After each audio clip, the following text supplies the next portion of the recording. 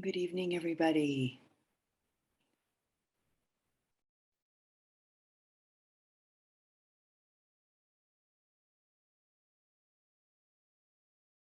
We'll begin our Dhamma talk evening this evening and every other evening for Dhamma talks, chanting the refuges and the precepts together. So if you have a printout, if you need that, if you don't have a printout and you need it, don't print it out right now, but have one ready for the next time.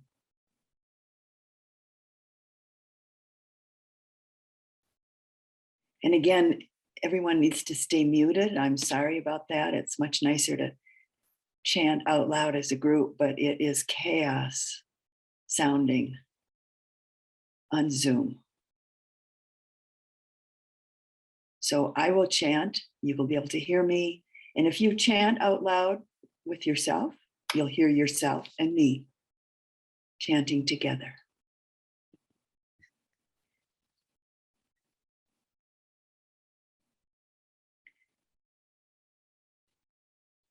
Regarding the precepts, we'll chant 5 precepts for all of us. Is there anyone here who is practicing with 8 precepts? Just put a finger up if you are. Okay, 1 person, 2 people. Okay. We will chant 8 precepts. And anytime through this 2 weeks of practicing together, you're welcome to try out, we could say, the 8 precepts or not. You can try them out. If they don't feel right for you, then let them go and just stick with the 5, or don't try them out. It's up to you. But because there are 2 people that are practicing with the 8 precepts on a regular basis, we will chant the 8 precepts. Those of you that aren't practicing with 8 precepts, just chant the 5. And I'll chant the other 3, and so will the 2 people that are practicing with 8 precepts.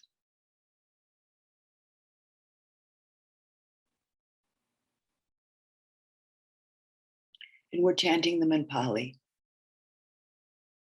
And again, the printout, if you haven't seen it, the piece of paper on the left side of it is Pali, which is the way we'll be chanting it. And the column on the right side is in English.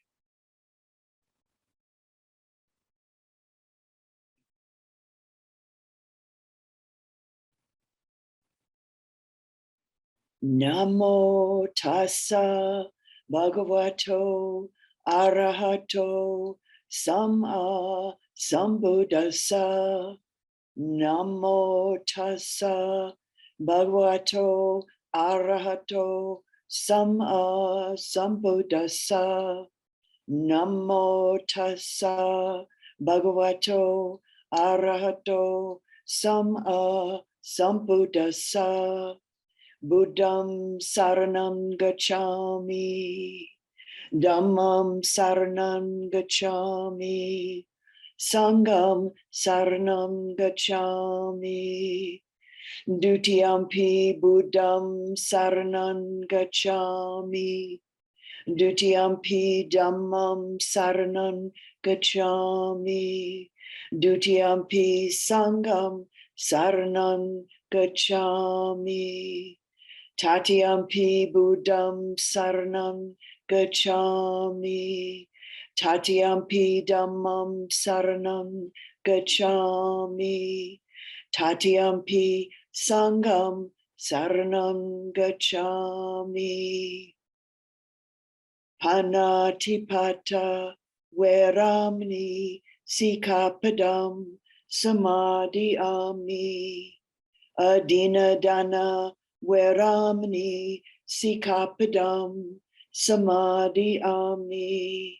Brahmacharya veramani sikapadam samadhiyami, musavada veramani sikapadam, samadhiyami, sura maraya majapamadatana veramani sikapadam, samadhiyami, vikala bhojana veramani sikapadam, samadhiyami, nacha gita vadita visukadasana malaganda vilepana dharana mandana vipusanatana veramani sikapadam, samadhiyami, uchasayana mahasayana veramani sikapadam, samadhiyami. Everyone chanting the last dedication. Idam me silam maga falanyana sa pachayo otu.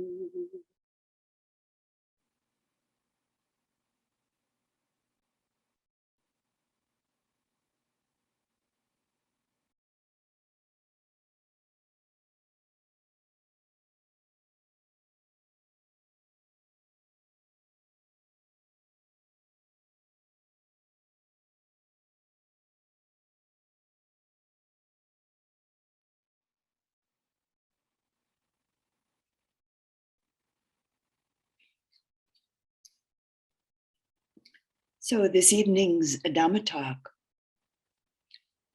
is about Samvega, the Pali word that usually translates as spiritual urgency.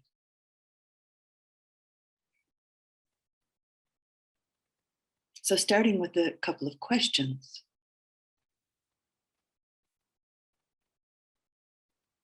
Why do we practice?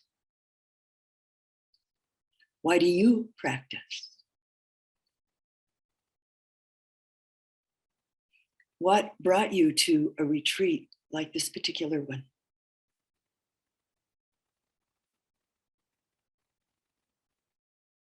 And a few more questions, some of which have very likely visited your mind and heart.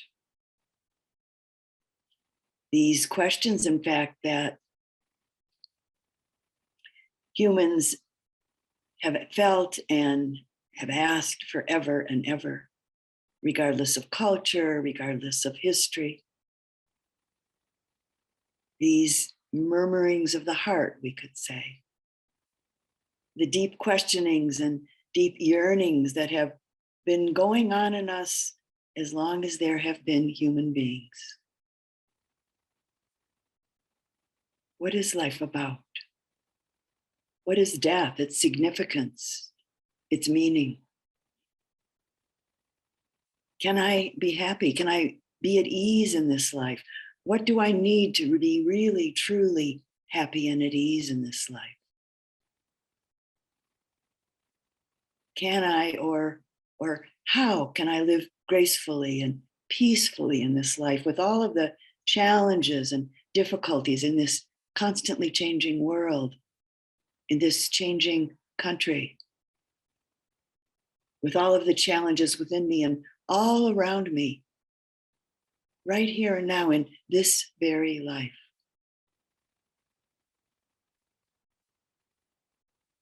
What is it that brings me to practice? And again, why am I here in this retreat now?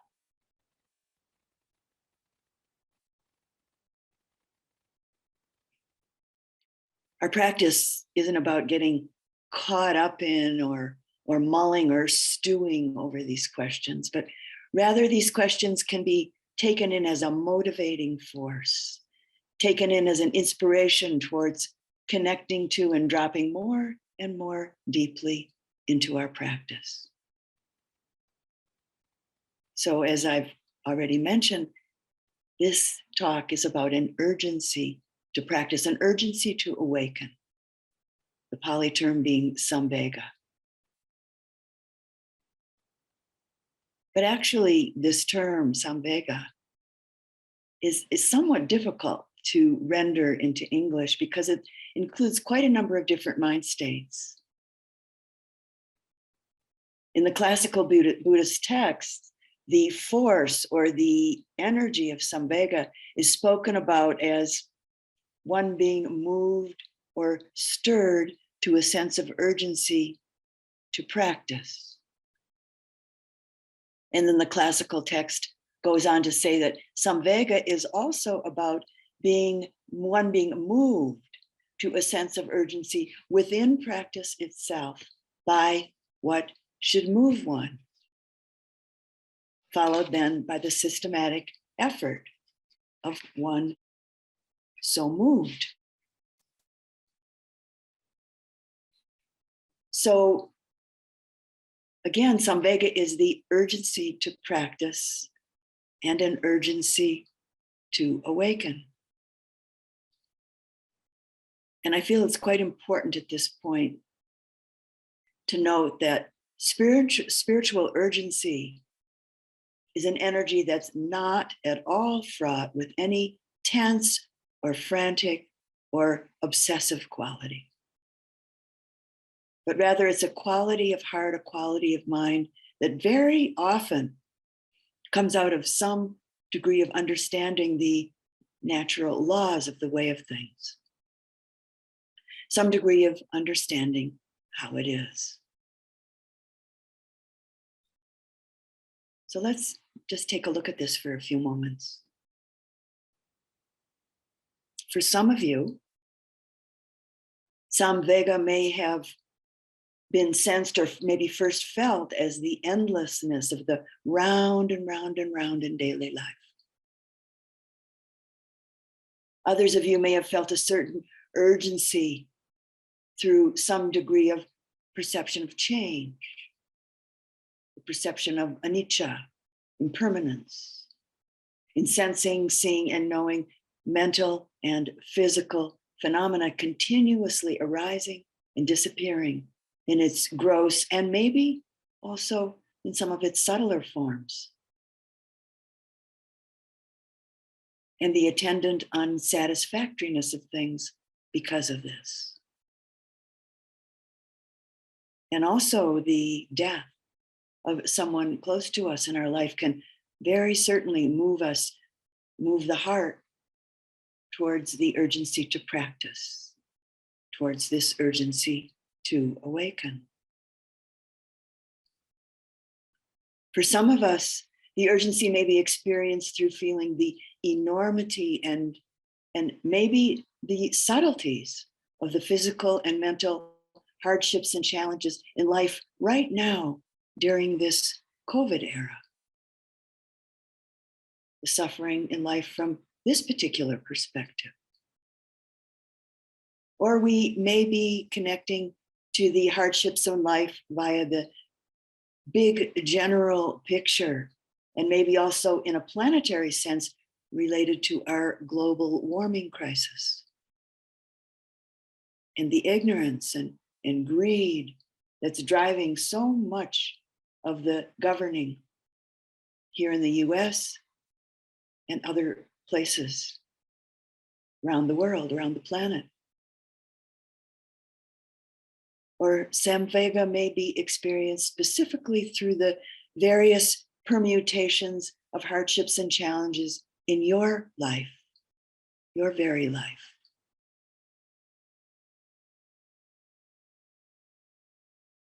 For some, the urgency to practice and the urgency to awaken comes from what might be a long, accustomed, or possibly a new sight in relationship to the mental pain felt in observing or very directly experiencing bias or judgment and prejudice in relationship to race, relationship to culture or economic circumstances or gender or age or sexual preference.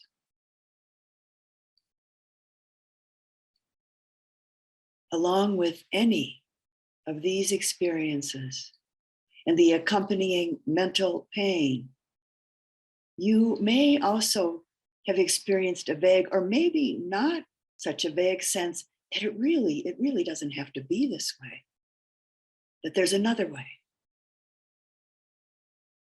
And an urge to move towards this potential other way.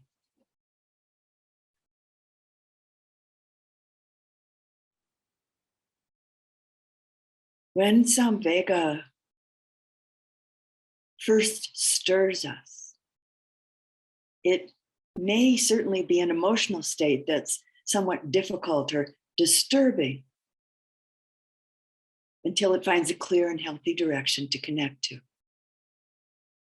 And one of the wonderful attributes of this stirring energy of Samvega is that it itself has the power to move us in a clear and healthy way towards finding a wholesome direction to connect to. An important point to recognize and acknowledge is that continuing all along the way of our practice, all along the years of our practice, Samvega is an essential and motivating energy of successful practice. From my own experience, I would describe Samvega as an experience of being stirred and inspired to a sense of spiritual urgency by phenomena that goes on within my own body-mind process and by phenomena that goes on in the world around me. Happenings that I may be directly involved with in some way, or happenings that I'm just more an observer of, such as the great misunderstandings and confusions that are currently occurring in this world, and the often jarring or violent reactions that are perpetrated from all sides because of this confusion and misunderstanding.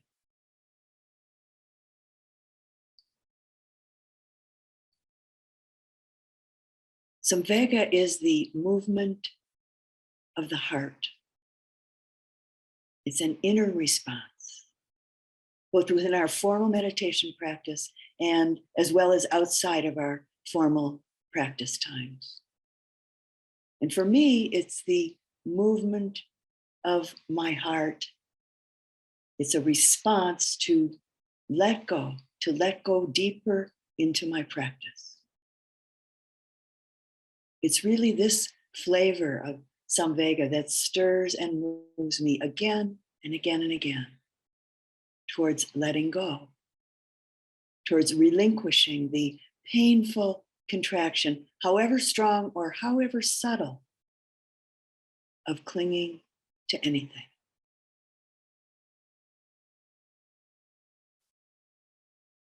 When Samvega is present,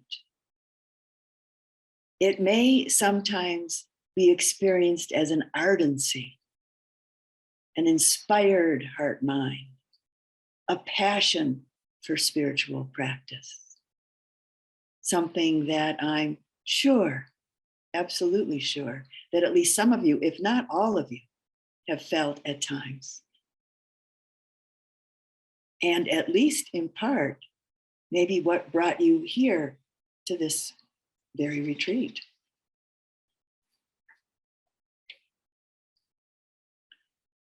As a Dhamma teacher, your ardency and your sincerity in and with your practice moves and inspires me.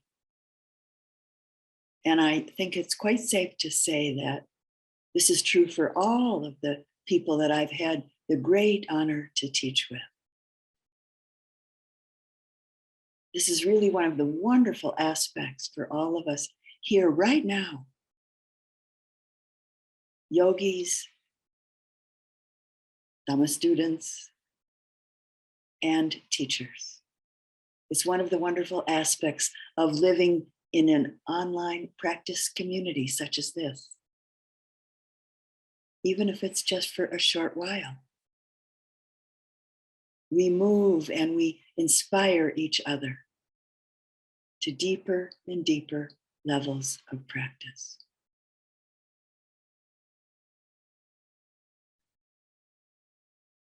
So, even more specifically, from the perspective of the Dhamma, what is it that moves and inspires us towards practicing?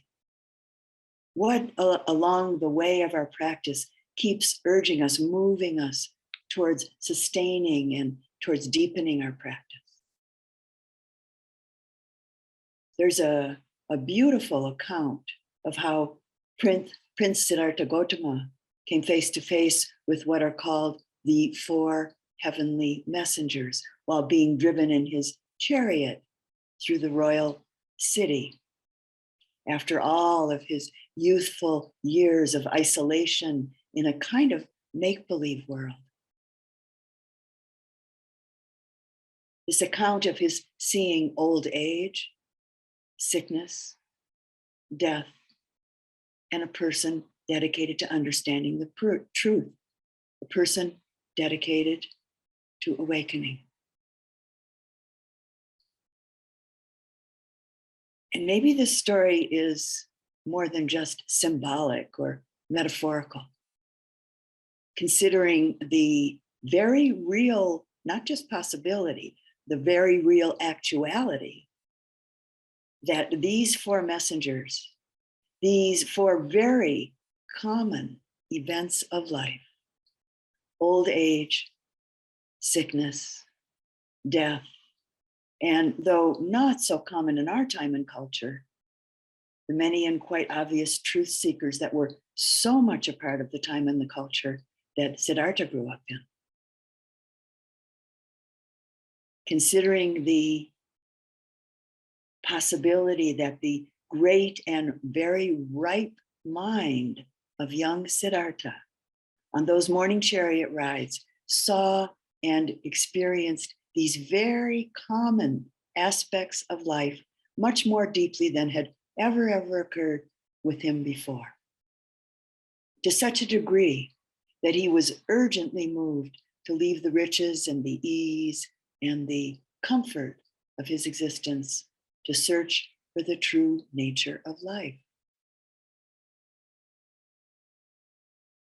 He was profoundly touched during those few chariot rides by the overt physical and mental challenges and hardships, the suffering in life that he witnessed as he took in these four very common events of life.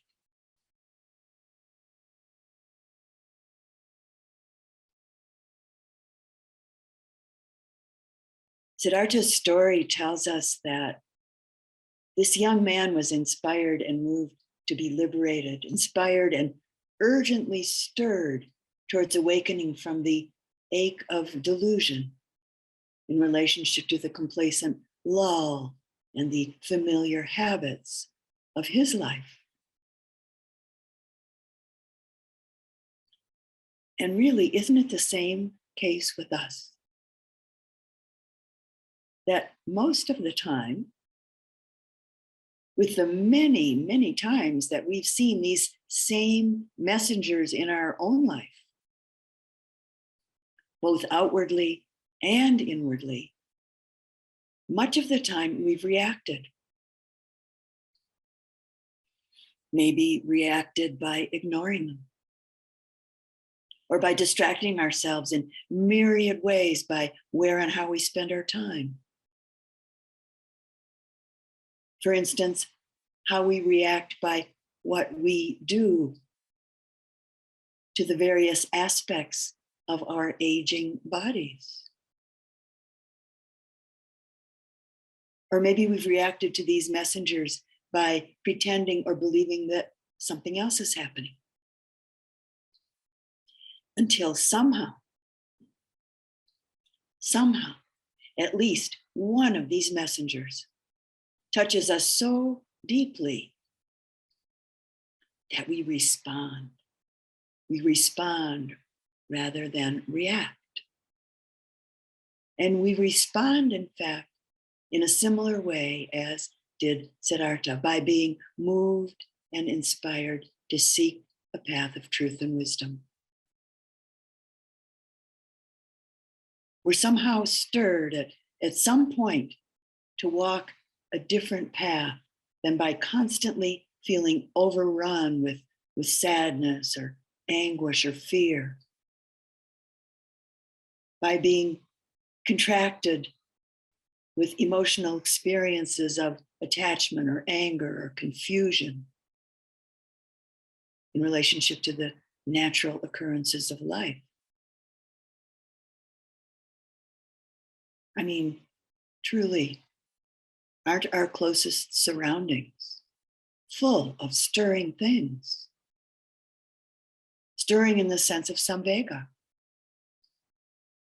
If we generally don't perceive them as such, isn't it because of our habits? The habits that often might render our vision dull, render our heart insensitive to varying degrees, or render us reactive to these stirring, very common happenings of life. And this can even happen to us in relationship to the Buddha's teaching. We certainly may have encountered times of very powerful intellectual, emotional, and spiritual stimulation in relationship to the teachings and the practices.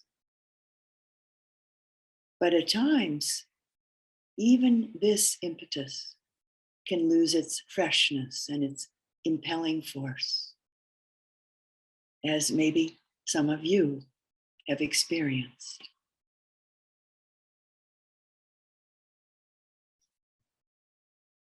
So what's the remedy?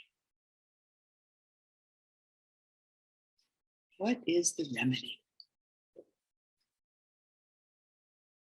The remedy for this is to constantly renew the freshness of the teachings and practices by just simply turning to the fullness of life within us and around us, which, if we look carefully, it constantly illustrates what the Buddha called the Four Noble Truths in ever new variations. Illustrating the first truth of what suffering is, what it really is. What is it? Which, very simply put, is the lack of any thoroughly sustaining, deep satisfaction in relationship to our experiences and the natural unfolding regarding the round and round and round of daily life.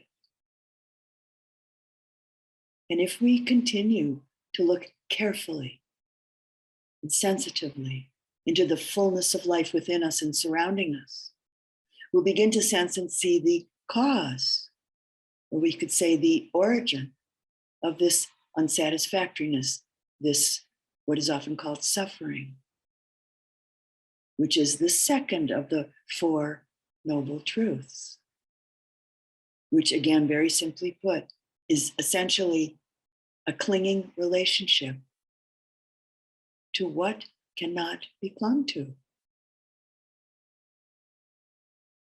And the third truth, the third noble truth, the truth that, in fact, there is a potential end to this unsatisfactoriness. There is a potential end to this suffering. There is a solution to our predicament. What's that? Well, easy to say, not so easy to do. The solution being to not cling. To not cling, but rather to see things utterly clearly and simply be with them as they are, and then act or respond to life from this place as it unfolds. And the fourth truth being the way of putting the solution into effect via the path of practice offered by the Buddha. That each one of you, each one of us, all of us, are engaged in walking along at our own pace, right here, right now, in this very life, in this retreat.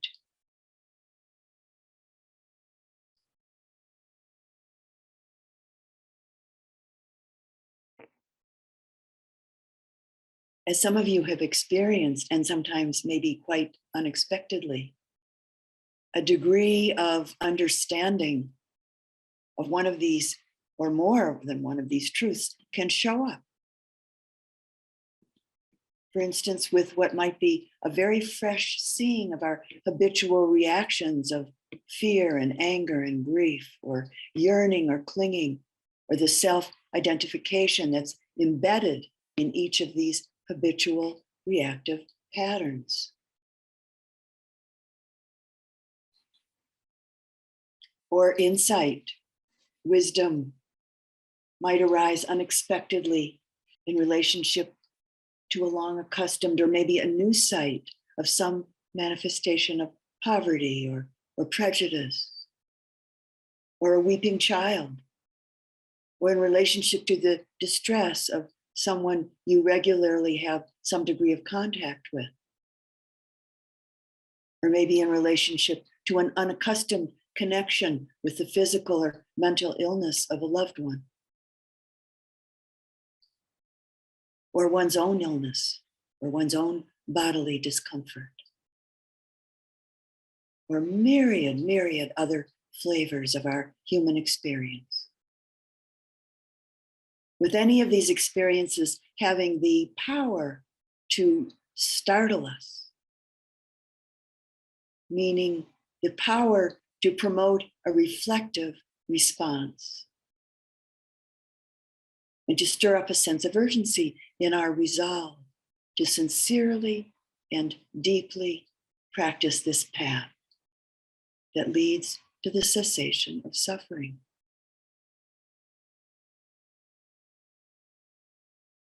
Through seeing our own experiences of body and mind and heart directly, clearly, and more subtly, we might be stirred and moved by seeing and knowing the changing, impermanent, ephemeral, selfless, and impersonal nature of things.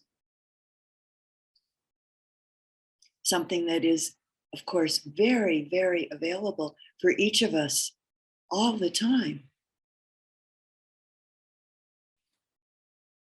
For instance, a moment or maybe successive moments of directly and deeply experiencing and knowing the constantly changing nature of bodily sensations, or the constantly changing nature of mental states, or a moment of really knowing that it's all impersonal.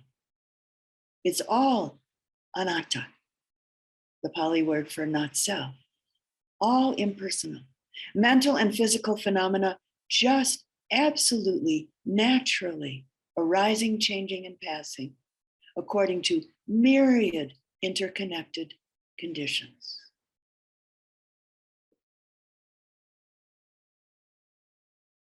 With all of these moments of sensing, seeing, and knowing, we're often urgently stirred and inspired to go deeper in our already chosen path, to go deeper towards the end of suffering, or, depending on circumstances for you, to recommit to our practice.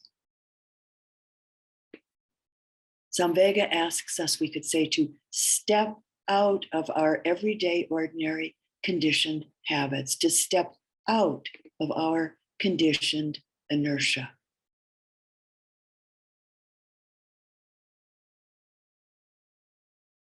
And of course, we each have many stories, many experiences that come out of our pursuit of a spiritual life. And of course, many stories within our life as a whole. Stories that in fact often exhibit this knowing and manifestation of Samvega. It's often part of what I hear from students during practice meetings. There are a number, quite a number actually, of wonderful stories and dialogues in the suttas telling of the Buddha's disciples being stirred up towards practicing with a more vital spiritual urgency. This stirring being done by the Buddha himself, or the stirring being done by one of the arahants, one of the enlightened disciples, or the stirring being done by one of the practicing devas. For those of you that may not know what a deva is, devas are beings whose practice has brought them to be dwelling for lengths of time, often long lengths of time, in very beautiful states, but who aren't yet awakened, aren't yet enlightened, aren't yet totally free of suffering. There's a section of short suttas in the Samyutta Nikaya called Connected Discourses in the Woods, where various woodland dwelling devas approach certain monks, certain bhikkhus who are practicing, and bhikkhunis, monks and nuns who are practicing in these woodland thickets. So I'd like to share a few of these encounters. On one occasion, a certain bhikkhu was dwelling among the Kosalans in a certain woodland thicket.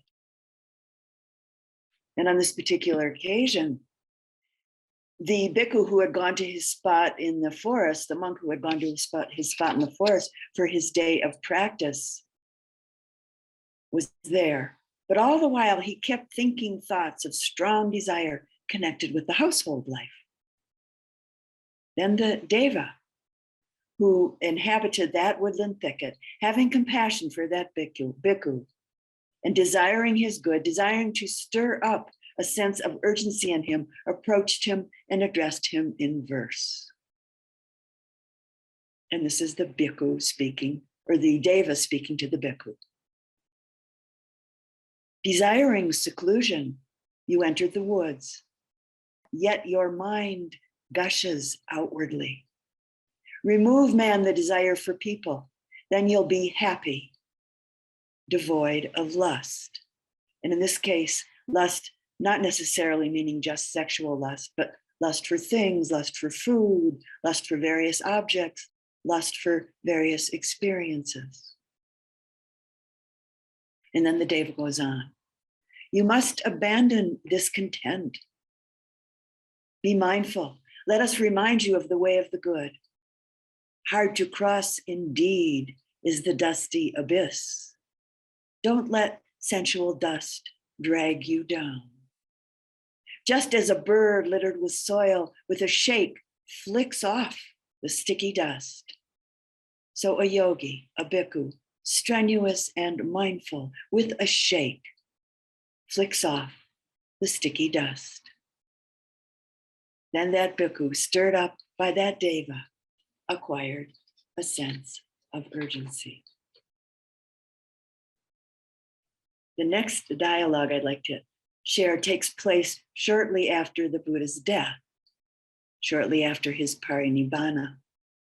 And his close attendant and his cousin, Ananda, had been strongly encouraged to attain arahantship before the first Buddhist council convened, which was scheduled to begin during the next rains retreat. So Ananda had gone to the Kosala country and entered into a forest abode to meditate. But when people in that area found out that he was there, they continually came to him lamenting over the death of the Buddha. And so Ananda felt responsible. He felt that he had to constantly instruct them in the law of impermanence. Well, the forest-dwelling deva there, aware that the upcoming Buddhist council would succeed only if Ananda attended as an arahant, came to provoke and to inspire Ananda for him to resume his meditation practice. And this is the sutta. On one occasion, the Venerable Ananda was dwelling among the Kosalans in a certain woodland thicket. Now, on that occasion, the Venerable Ananda was excessively involved instructing lay people. Then the deva that inhabited that woodland thicket, having compassion for the Venerable Ananda, desiring his good, desiring to stir up a sense of urgency in him, approached him and addressed him in verse. And here's the Devas speaking to Ananda. Having entered the thicket at the foot of a tree, having placed Nibbana in your heart, meditate, Gotama. Now, Ananda was the Buddha's cousin, so he had the same family name of Gotama. They called him Gotama. Meditate, Gotama, said the Deva. Don't be negligent. What will all this hullabaloo do for you?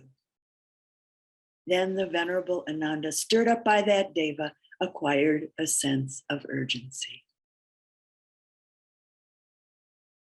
I picked this particular dialogue because, though of course we're not in the same position as Ananda was, we're certainly quite often caught up, quite often seduced by the seeming necessity for us to engage in the hullabaloo of various circumstances, both externally and the hullabaloo of various circumstances internally, and neglect or maybe even lose our practice and instead go for these things.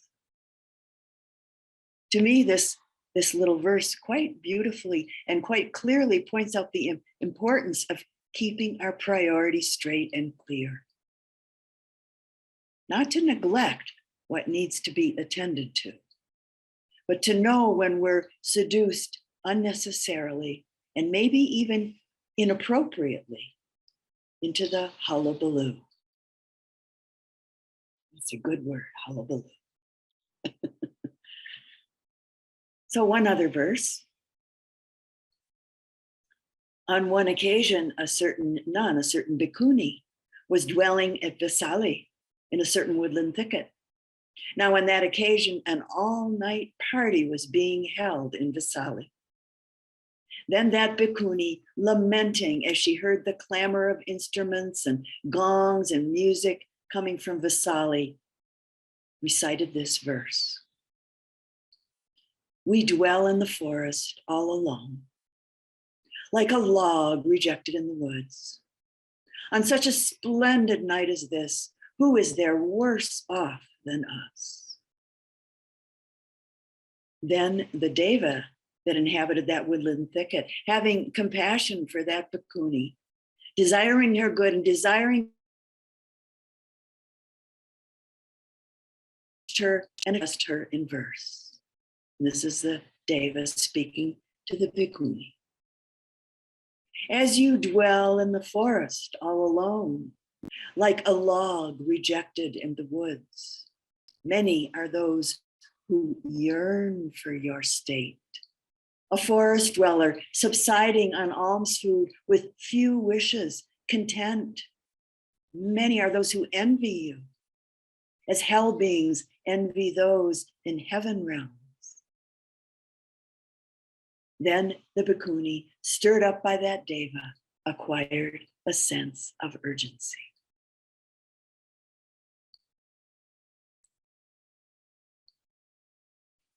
And another verse regarding a bhikkhu who continued thinking thoughts of ill will and harming, as well as potent thoughts of sensuality while he was practicing in the woods one day. The Deva, who also inhabited the same woodland area, out of compassion and wishing to stir up Samvega in him, spoke these verses to the bhikkhu. Because of attending carelessly, you, sir, are eaten by your thoughts. I'll repeat that. You, sir, are eaten by your thoughts. Having relinquished the careless way, meaning having let go of attending to things as permanent, as self, and as desirable because they're pleasurable. This was a monk who had relinquished this. You should reflect carefully, said the Deva. And meaning by that, the Deva meant meaning attending to their true nature, attending to the true characteristics with a very careful attention. And the Pali word for this is yanisomanasakara, attending to things as impermanent, as not self, and thus unsatisfactory in nature. And then the bhikkhu goes on talking to this monk. By basing your thoughts on the teacher, and in this case, the teacher was the Buddha, by basing your thoughts on the teacher, on the Dhamma, and on the Sangha, and on your own virtues, you will surely attain to gladness and rapture and happiness. And then when you are suffused with gladness, you'll make an end to suffering.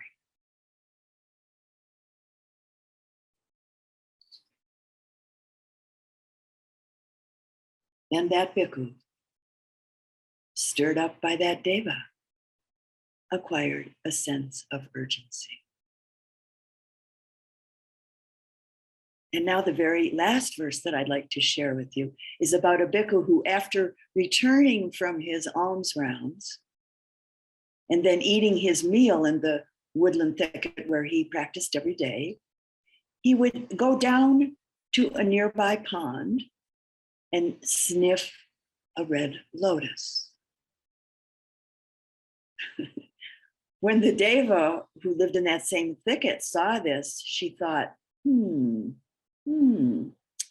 having received a meditation subject from the Buddha and entered into the forest to meditate, this bhikkhu is instead meditating on the scent of flowers.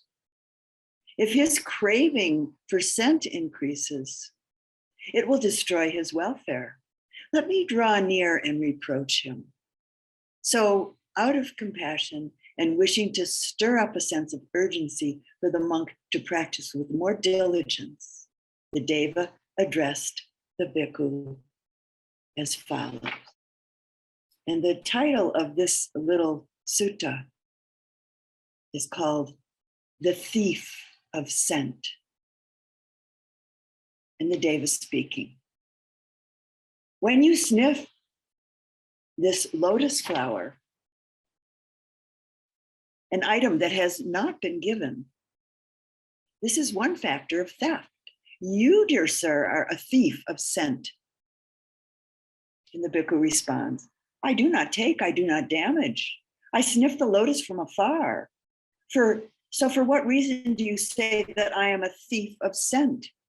And the bhikkhu goes on, one who digs up the lotus stalk, one who damages the flowers, one of such rough behavior, why is this one not spoken to? And the deva responds, when a person is rough and fierce, badly soiled like a nursing cloth, I have nothing to say to that, but it is to you that I ought to speak. For a person without blemish, always in quest of purity, even a mere hair tip of evil appears as big as a cloud. And the bhikkhu responds, surely, Spirit, you understand me, and you have compassion for me. Please, O Spirit, speak to me again whenever you see such a deed. And the deva responds, and this was, when I first read this, I was so surprised by how this sutta ended. And this is what the deva says. We don't live with your support, nor are we your hired servant. You, bhikkhu, should know for yourself the way to a good destination.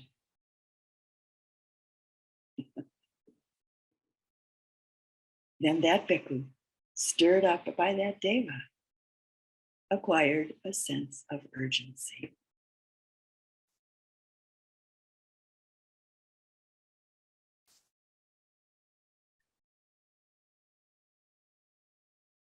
So it seems that amongst those of us then and now, those who over 2,500 years ago were devoted to the teachings and the practices of the Buddha, And those of us right here, right now, it seems that things haven't changed very much. Our human predicament crosses time and cultures. I mean, really, the teachings are timeless. The solution that the Buddha offers to our karmic predicament is as relative today as it was in India when these verses were originally spoken. When Samvega is kept alive or renewed in various ways and to varying degrees, we experience a release of energy, virya in Pali. We experience courage that helps the development and the blossoming of faith and the blossoming of confidence.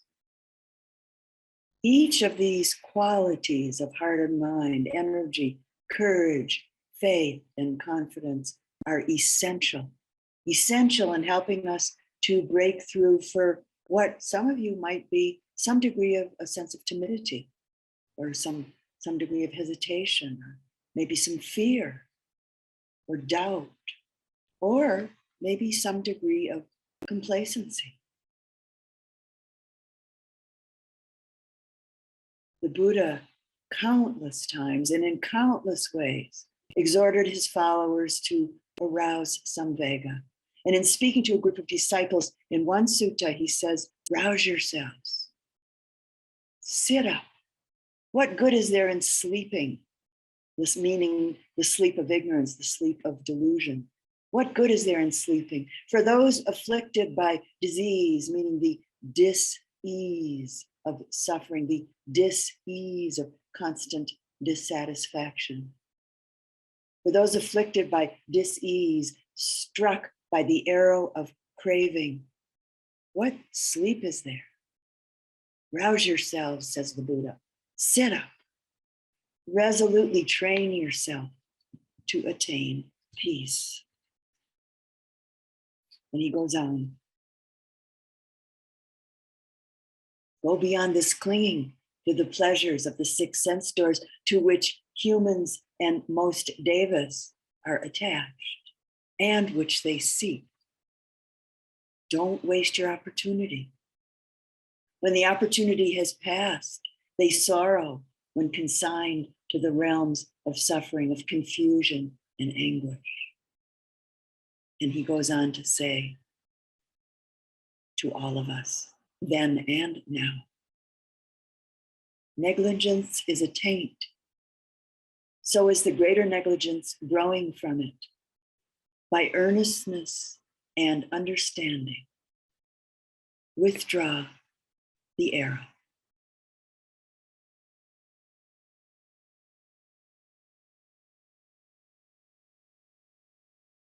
The traditional metaphor for practice is that it crosses over the stream to the further shore.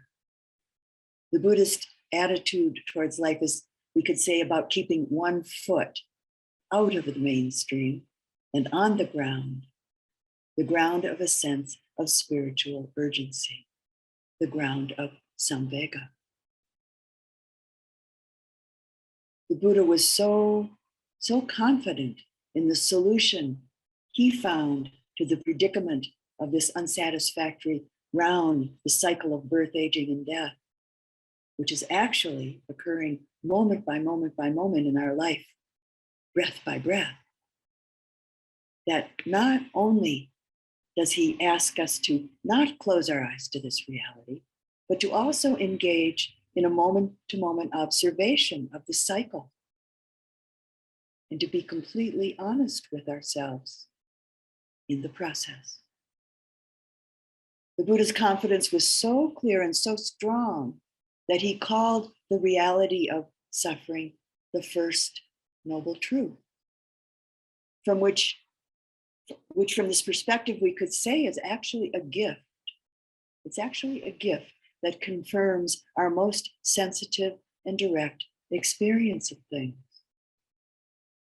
And then from this gift of this first noble truth, the Buddha asks us to become even more sensitive to the point where we see where we know that the true cause of suffering is not out there somewhere, not coming from some outside experience or some outside being, but that it's coming from in here. In here meaning in the craving and the clinging and the fear present in our own mind. And then the Buddha, in his great confidence, coming directly from his own experience and often using himself as an example, confirms that there is an end to this suffering, that there's a very available release from the cycle. And he offers us a way to that release by the development of particular noble and beautiful qualities of heart, noble and beautiful qualities of mind, moral, ethical responsibility, sila and pali, concentration, mindfulness, clear comprehension, energy, joy, happiness, tranquility, equanimity, loving kindness, compassion, faith, confidence. All of these qualities, all of these capacities, really sprouting out of the original energy of spiritual urgency. The spiritual urgency that at one point led us to look for a solution to our predicament. Our predicament has a practical solution, a solution that's within the power of every human being, a solution that those of you here certainly have a growing faith in, possibly in part through reading and studying the many stories, the many teachings within the enormous breadth of the Buddha's discourses. But I think most importantly, that you've come to know out of your own direct experience through your own practice. So the Buddhist attitude towards life both cultivates Samvega and is also this solution or the path that develops out of a sense of spiritual urgency. As our faith in the solution to our predicament grows, as it develops and as it deepens, for many of us, it in a sense is what gives us the energy to live.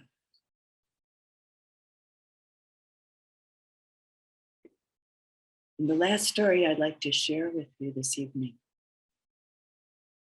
is maybe a somewhat unlikely one from the contemporary writer Annie Dillard. It's a story that I've found to be really, really inspiring and that invoked quite a spiritual urgency in me the first time that I read it many years ago, and that continues to move me every single time I reread it. So I'll share a few excerpts from a chapter called Living Like Weasels from Annie Dillard's book, Teaching a Stone to Talk. Last week, I startled a weasel who startled me, and we exchanged a long glance. Weasel, I'd never seen one before. He was 10 inches long, thin as a curve, a muscled ribbon, brown as fruit wood, soft-furred, alert. His face was fierce, small, and pointed as a lizard. He would have made a good arrowhead. There was just a dot of chin, maybe 2 brown hairs worth, and then the pure white fur began that spread down his underside. He had 2 black eyes that I didn't see any more than you see a window. The weasel was stunned into silence as he was emerging from beneath an enormous, shaggy, wild rose bush 4 feet away. I was stunned into stillness twisted backward on the tree trunk. Our eyes locked, and someone threw away the key. Our look was as if two lovers or deadly enemies met unexpectedly on an overgrown path when each had been thinking of something else. A clearing blow to the gut. It was also a bright blow to the brain, or a sudden beating of brains with all the charge and intimate grate of rubbed balloons. It emptied our lungs, it felled the forest, moved the fields, and drained the pond. The world dismantled and tumbled into that black hole of eyes. He disappeared. That was only last week, and I already don't remember what shattered the enchantment. I think I blinked. I think I retrieved my brain from the weasel's brain and tried to memorize what I was seeing. And the weasel felt the yank of separation. I waited motionless, my mind suddenly full of data, and my spirit with pleading, but he didn't return. I tell you, I've been in that weasel's brain for 60 seconds, and he was in mine. Brains are private places, muttering through unique and secret tapes, but the weasel and I both plugged into another tape simultaneously for a sweet and shocking time. Can I help it if it was a blank? I would like to learn or remember how to live. I don't think I can learn from a wild animal how to live in particular, but I might learn something of the purity of living in the physical senses and the dignity of living without bias or motive. The weasel lives in necessity, and we live in choice, hating necessity, and dying at last ignobly in its talons. I would like to live as I should, and I suspect that for me, the way is like the weasel's, open to time and death painlessly, noticing everything, remembering nothing, choosing the given with a fierce and pointed will. I remember muteness as a prolonged and giddy fast, where every moment is a feast of utterance received. Time and events are merely poured, unremarked, and ingested directly like blood pulsed into my gut through a jugular vein. We can live any way we want. People take vows of poverty, chastity, and obedience, even of silence, by choice. The thing is to stalk your calling in a certain skilled and supple way, to locate the most tender and live spot and plug into that pulse. This is yielding, not fighting. A weasel doesn't attack anything. A weasel lives as it's meant to, yielding at every moment to the perfect freedom of single necessity. I think it would be well and proper and obedient and pure to grasp your necessity and not let it go, to dangle from it limp wherever it takes you. Then even death, where you're going no matter how you live, cannot you part.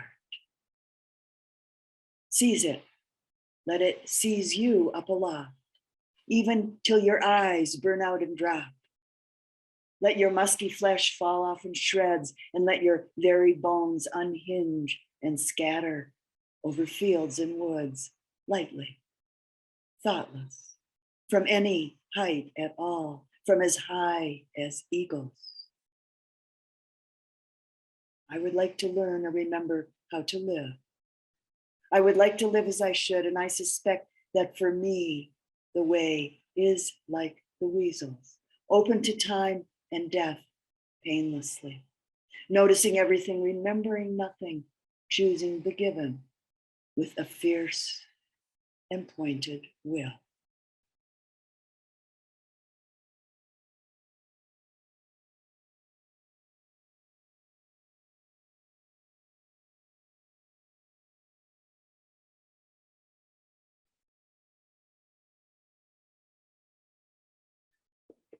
So in this light of Samvega,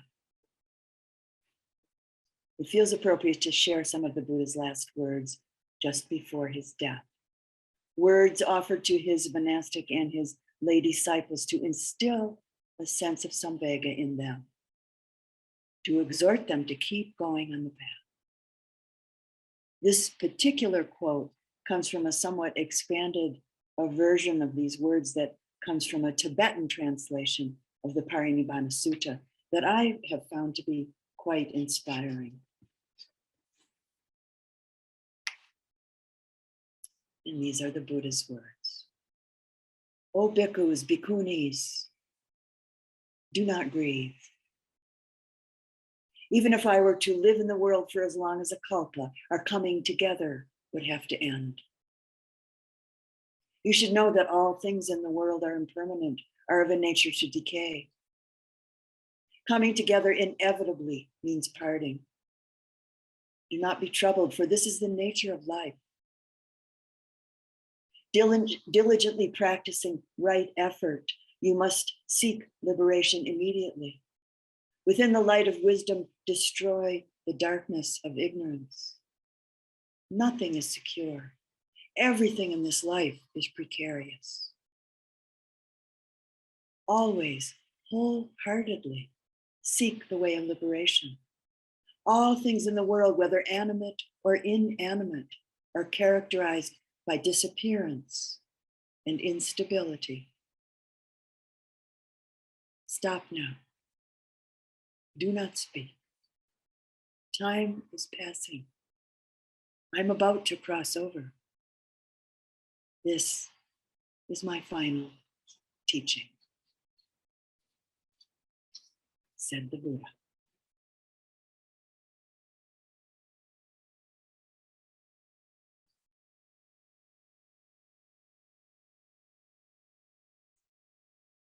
And so in closing the talk this evening, this morning,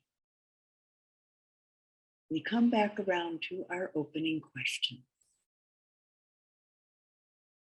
As Mary Oliver, in her own way, poses them in her poem called The Summer Day.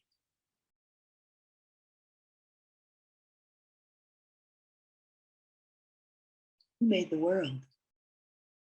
Who made the swan and the black bear? Who made the grasshopper?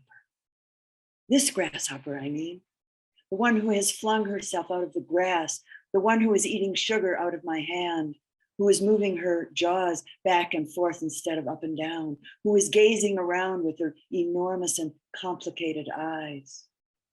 Now she lifts her pale forearms and thoroughly washes her face. Now she snaps her wings open and floats away. I don't know exactly what a prayer is. I do know how to pay attention, how to fall down in the grass, how to kneel down in the grass, how to be idle and blessed, how to stroll through the fields, which is what I have been doing all day. Tell me, what else should I have done? Doesn't everything die at last and too soon? Tell me, what is it you plan to do with your one wild and precious life?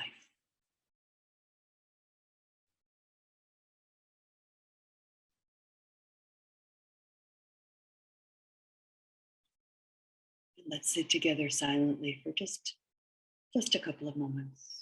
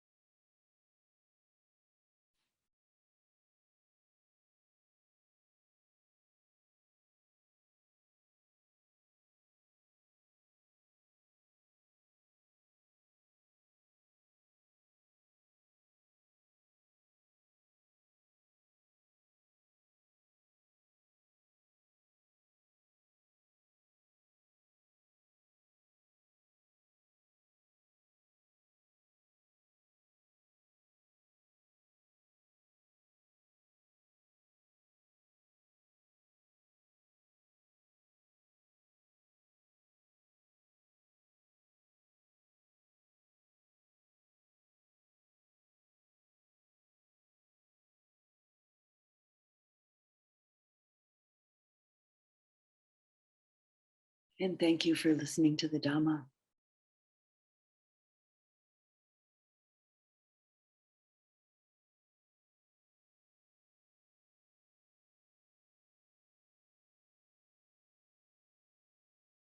So at the end of our Dhamma talk, evenings and mornings,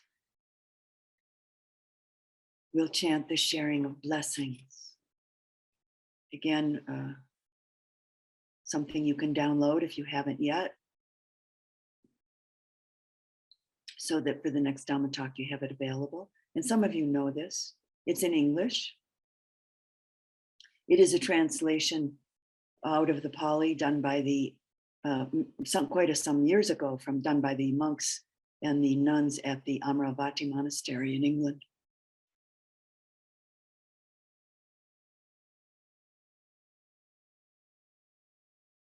So chanting it out loud at home with me, you'll hear me and yourself.